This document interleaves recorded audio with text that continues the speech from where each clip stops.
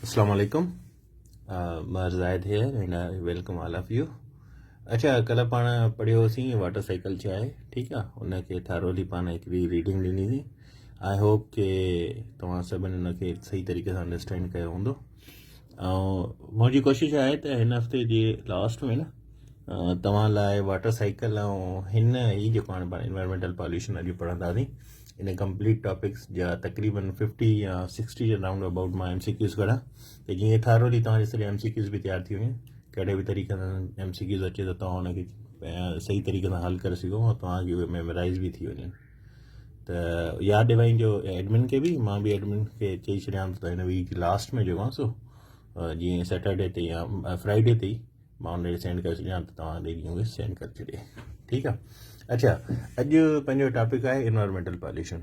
अच्छा, environmental pollution basically हूंदी छा आहे? इन्वायरमेंट पाण सभिनी खे ख़बर त इन्वायरमेंट पाण कंहिंखे चवंदा आहियूं, माहौलियाती. ठीकु आहे, माहौल. ठीकु आहे, जीअं सिंधी में पाण चऊं त भई माहौल छा आहे, इन्वायरमेंट. ठीकु आहे. पॉल्यूशन खां मुंहिंजो मतिलबु छा आहे? गदलाण. ठीकु आहे, आलूदगी. ठीकु आहे, आलूदगी पाण हुनखे चऊं. ठीकु आहे, या गदलाण चऊं. ठीकु आहे.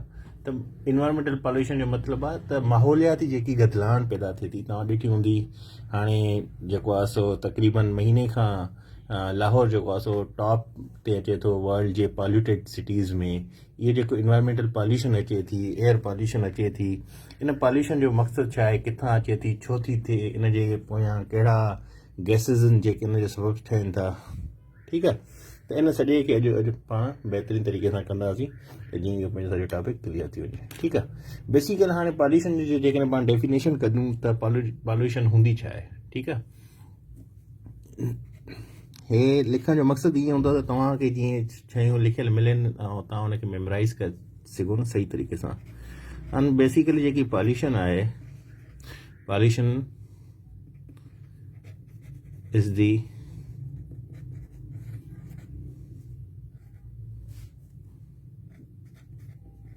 introduction of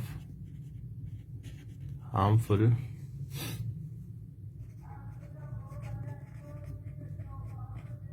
materials in the atmosphere या environment तव्हां चोस in the environment. ठीकु आहे. त जेके हार्मफुल मटीरियल आहिनि, जेके नुक़सानदेह जुज़ा आहिनि या जेको नुक़सानदेह मादो आहे जेको इन्वायरमेंट में मौजूदु आहे, पाण हुनखे बेसिकली छा चवंदा आहियूं? पॉल्यूशन चवंदा आहियूं. ठीकु आहे. हाणे इहे जेके मटीरियल आहे इनखे छा चइबो आहे? ठीकु आहे. जेकी जुज़ा आहिनि इनखे पाण बेसिकली छा कंदा आहियूं? इनखे पाण पॉल्यूटेंट्स चवंदा आहियूं. ठीकु आहे.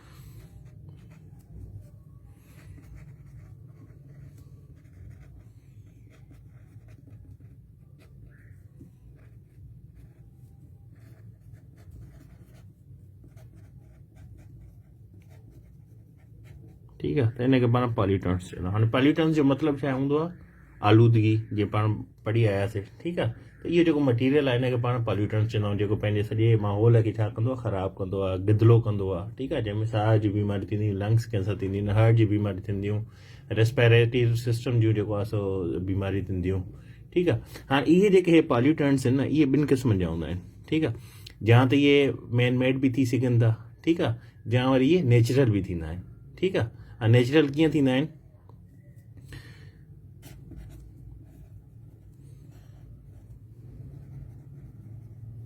कैन बी मैन मेड और नेचुरल. ठीकु आहे.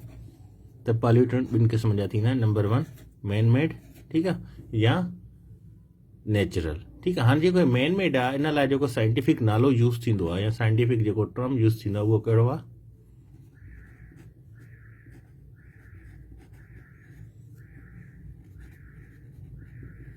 एंथ्रोपोजेनिक्स. ठीकु आहे. एंथ्रोपोजेनिक्स जेको आहे साइंटिफिक टर्म आहे जॾहिं जेकी ह्यूमन एक्टिविटी आहे, जेकी इंसान एक्टिविटी कंदा आहिनि, जंहिंजे ज़रिए उन एक्टिविटी जे ज़रिए जॾहिं माहौल गदिलो थींदो आहे त उनखे छा चइबो वेंदो आहे?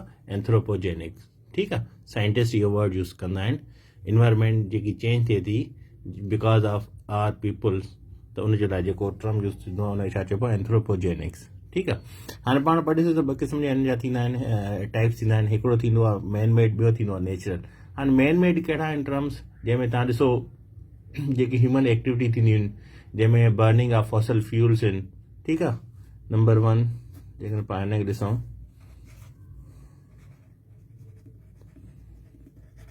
Burning of fossil fuels. हाणे फॉसल फ्यूल्स कहिड़ा आहिनि? फॉसल फ्यूल्स बेसिकली उहे फ्यूल्स हूंदा आहिनि जेके पाण ज़मीन मां कढंदा आहियूं, जंहिंमें गैस आहे, कोल आहे, या पेट्रोल आहे, डीज़ल आहे। इहे जेके फ्यूल्स आहिनि जेके पाण ज़मीन जे अंदरि खोदे करे उनखे उन मां कढूं था, वठूं था ज़मीन मां, उनखे पाण बेसिकली चवंदा आहियूं फॉसल फ्यूल्स। ठीकु आहे, जंहिंमें तव्हांजो कोल अचे थो। ठीकु आहे, हाणे उते इहो बि तव्हांखे पुछी सघे थो what are the types of fossil fuels. Coal आहे, ठीकु आहे, ऑयल आहे, ठीकु आहे, गैसोलाइन आहे, सही आहे। इहे जेके छा आहिनि, इहे तव्हांजा जंहिंखे पाण प्रोड्यूस कंदा आहियूं, एनर्जी जंहिंजे ज़रिए पाण प्रोड्यूस कंदा आहियूं, या इलेक्ट्रिसिटी प्रोड्यूस कयूं था, या जेके पंहिंजी गाॾियुनि में पाण खे जेके इन कमु ॾियनि था, जेके पाण ऑयल फिल करायूं था, इन सभिनी खे छा चइबो आहे? फॉसल फ्यूल्स आहे। ठीकु आहे, इहो छा आहे? इहो हिकिड़ो काज़ आहे छाजो? इन्वायरमेंटल पॉल्यूशन जो। सही आहे, त जेको फॉसल फ्यूल आहे इहो बि हिकिड़ो काज़ आहे। ठीकु आहे, फॉसल फ्यूल खां अलावा ॿी कहिड़ी शइ आहे? ट्रांसपोर्टेशन आहे। ठीकु आहे,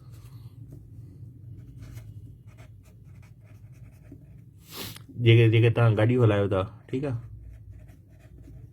उन में जेको धुओं निकिरे थो, उन में जेकी इंजन में तेल जॾहिं जले थो, ठीकु आहे, सड़े थो, उनजे रिज़ल्ट में जेको रिज़ल्टेंटली जेको धुओं निकिरे थो गैसिस जी शक्ल में जेको वञे थो, ठीकु आहे, जंहिंखे पाण कार्बन मोनोऑक्साइड बि चवंदा आहियूं। ठीकु आहे, हाणे हिन जे ज़रिए छा थो थिए त कार्बन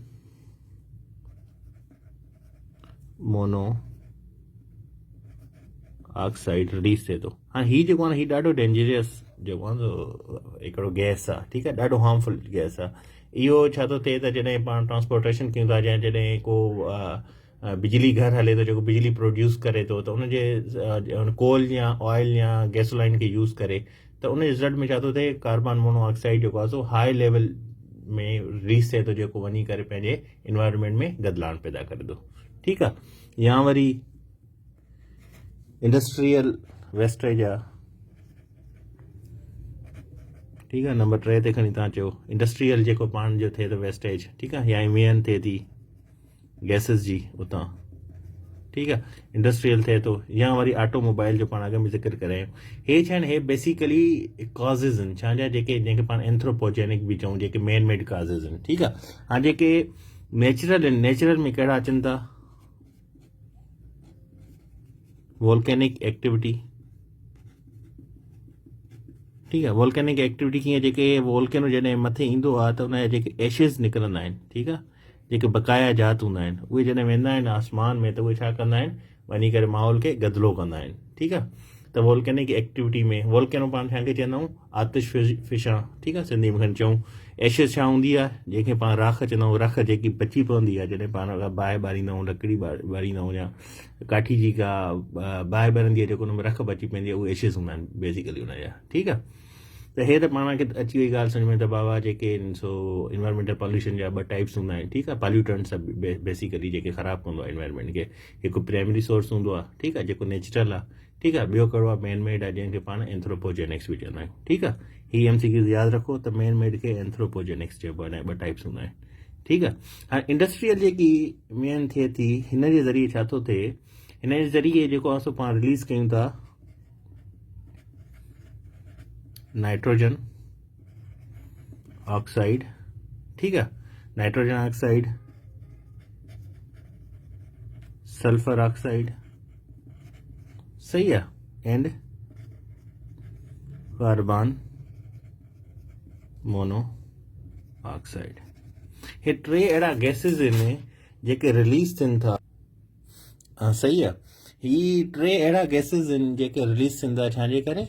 इंडस्ट्री जी जेकी पाण इंडस्ट्री हलंदा। हालांकि इंडस्ट्री छा हूंदी आहे? हिकिड़ी बैकबोन आहे। हाणे इंडस्ट्री न हलंदी त मुल्क में डेवलपमेंट न ईंदी, पर इंडस्ट्री जी डेवलपमेंट सां गॾु छा थो थिए? पंहिंजो माहौल बि गदिलो थिए थो, छो त इंडस्ट्री जी जेको आहे सो जेको रिलीज़ करे थी nitrogen oxide, sulphur oxide, carbon mono oxide, इहे वञी करे एयर जी गैसिस सां मिक्सचर थिए थो हिननि जो। ठीकु आहे, गैसिस सां जीअं मिक्सचर थिए थो। हाणे पाण खे ख़बर त बाबा जेको आहे सो फ्रेश एयर लाइ पाण खे कहिड़ी शइ ज़रूरी आहे? नाइट्रोजन ज़रूरी आहे, ऑक्सीजन ज़रूरी आहे 78% नाइट्रोजन हुजे 21% जेको आहे सो ऑक्सीजन हुजे कार्बन डाइऑक्साइड 0.04% हुजे पर इन में जॾहिं इहे गैसिस वञनि थियूं nitrogen oxide sulphur oxide carbon oxide त इहे वञी करे एयर खे पॉल्यूट कनि थियूं सही आहे त इहे टे गैसिस वञी करे एटमॉस्फेयर खे वञी करे पॉल्यूट कनि थियूं ठीकु इन्वायरमेंट खे वञी करे पॉल्यूट कनि थियूं हाणे जेकॾहिं पाण ट्रांसपोर्टेशन में अचूं जेके व्हीकल्स पाण हलायूं था जेके ऑटोमोबाइल्स आहिनि ठीकु आहे जंहिंखे पाण गाॾियूं चऊं खणी सॉरी सिंधी में ठीकु आहे ऑटोमोबाइल्स हाणे ऑटोमोबाइल्स जॾहिं पाण हलायूं था जंहिंमें कार्स अचे थी स्कूटर्स अचनि था बाइक्स अचनि थियूं ठीकु आहे बसिस आहिनि इहे छा थियूं कनि इहे बर्न कनि थियूं फॉसल फ्यूल्स खे ठीकु आहे उनजे इंजन में जंहिंजे नतीजे में छा थो थिए एयर पॉल्यूट थिए थी उन नतीजे में उन्हनि मां कहिड़ा गैसिस ख़ारिज थियनि था ॿिनि क़िस्म जा उहे गैसिस हूंदा आहिनि carbon oxide and hydrocarbons and मीथियस ऑक्साइड ठीकु आहे मोबाइल ऑटोमोबाइल कंपनीज़ जे करे सॉरी ऑटोमोबाइल जे गाॾियुनि जे करे छा थो थिए ॿिनि क़िस्म जा गैसिस रिलीज़ थियनि था फॉसल फ्यूल्स जे जलण जे नतीजे में उनखे पाण छा चवंदा आहियूं कार्बन ऑक्साइड ठीकु आहे या उनखे पाण चवंदा आहियूं मिथियस ऑक्साइड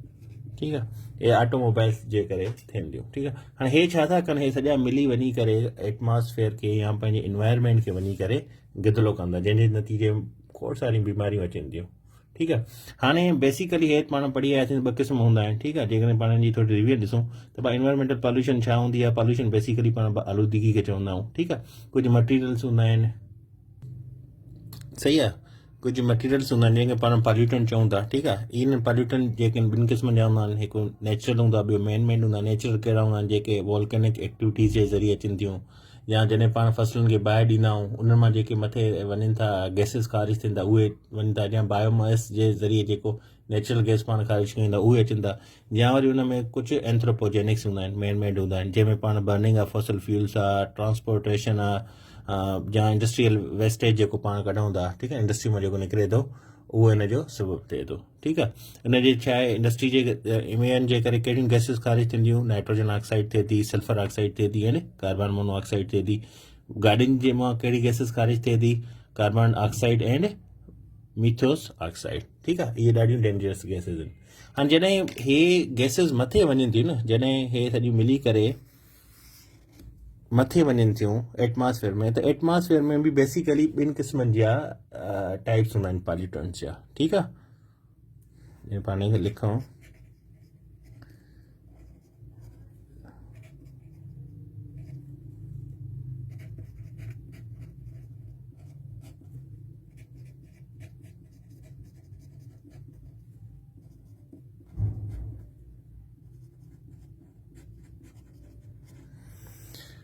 अच्छा हे एडजस्ट नथो थिए त हिन जे करे काइंडली थोरो तव्हां एडजस्ट करे वठिजो पंहिंजे पाण खे हैंड राइटिंग जे करे त बेसिकली ॿ क़िस्मनि जा जेको आहे सो पॉल्यूटेंट हूंदा आहिनि हिकिड़ो प्राइमरी पॉल्यूटेंट हूंदो आहे ठीकु आहे नंबर 1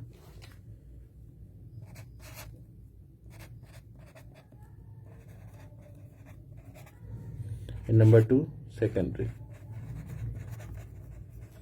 हाणे प्राइमरी पॉल्यूटेंट छा हूंदो आहे जॾहिं इहे गैसिस मथे वञनि थियूं न जेके नेचुरल वञनि थियूं मथे उहे उते मथे वञनि थियूं इहे उते वञी करे छा थियूं थींदियूं प्राइमरी पॉल्यूटेंट थींदियूं ठीकु आहे जॾहिं इहे एटमॉस्फेयर में वञनि थियूं ठीकु आहे न एयर पॉल्यूटेंट नेचुरल शक्ल में या एंथ्रोपोजेनिक वञनि थियूं तरीक़े सां वञनि थियूं जेके मैन मेड आहिनि त इहे जॾहिं मथे वञनि थियूं त इहे वञी करे प्राइमरी पॉल्यूटेंट्स कराईंदियूं ठीकु आहे चाहे इनखे प्राइमरी पॉल्यूटेंट्स पाण चवंदा आहियूं या इहो डायरेक्टली जेको सोर्स आहे पॉल्यूटेंट जो ठीकु आहे पर इहे मथे वञी करे जॾहिं वाटर वेपर्स सां या डस्ट सां या ॿियनि पार्टिकल सां मिलनि थियूं त पोइ इहे जॾहिं उहो ठहनि थियूं पॉल्यूटेंट्स ठहनि था जेके उनखे पाण सेकेंडरी पॉल्यूटेंट्स चवंदा आहियूं ठीकु आहे सेकेंडरी पॉल्यूटेंट्स जी जेकॾहिं पाण एग्ज़ाम्पल वठूं मथे वञी करे उहे डिफरेंट डस्ट पार्टिकल्स सां या एयर पार्टिकल्स सां मिली करे वञी ठहंदा त पोइ उनखे चवंदासीं सल्फर डाइऑक्साइड गैस जेकी आहे पंहिंजी इहा बि छा आहे सेकेंडरी गैस आहे ठीकु आहे सल्फर डाइऑक्साइड SO2 ठीकु आहे या वरी पाण चऊं त सल्फरिक एसिड जेके पाण चवंदा आहियूं H2SO4 ठीकु आहे हे बि छा हूंदा आहिनि इहे सेकेंडरी पॉल्यूटेंट हूंदा आहिनि ठीकु आहे हाणे हीअ अॼु पाण सम्झोसीं त आलूदगी थींदी कीअं आहे कहिड़ा कहिड़ा हिन में जेको आहे सो मेन काज़िस आहिनि कहिड़ियूं शयूं रेस्पॉन्सिबल आहिनि आलूदगी थियण जे करे, ठीकु आहे। हाणे नेक्स्ट लेक्चर में पाण इंशाल्लाह पढ़ंदासीं त जेके 5 मेजर पॉल्यूटेंट्स आहिनि, ठीकु आहे, उहे कहिड़ा आहिनि, उनजी कहिड़ी कहिड़ी क़िस्म आहिनि, उनजे करे कहिड़ी बीमारी थियनि थियूं या उनजे करे कहिड़ा कहिड़ा नुक़सानात थियनि था, किथां उहे अचनि था, ठीकु आहे। हिन में जेकी ॻाल्हि यादि रखंदी आहे उहा ई आहे त एंथ्रोपोजेनिक्स तव्हां यादि रखो, ठीकु आहे।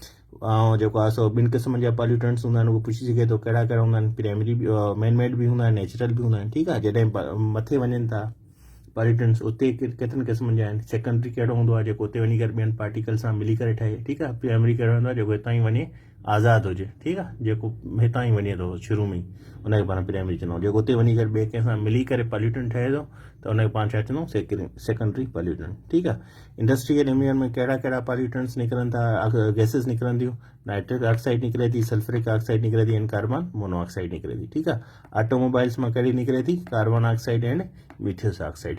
हाणे जेके 5 मेजर गैसेस आहिनि जेके रेस्पॉन्सिबल आहिनि इन्वायरमेंटल डिग्रेडेशन लाइ, इन्वायरमेंटल पॉल्यूशन लाइ, उनखे पाण नेक्स्ट लेक्चर में सही नमूने सां सम्झंदासीं, ठीकु आहे।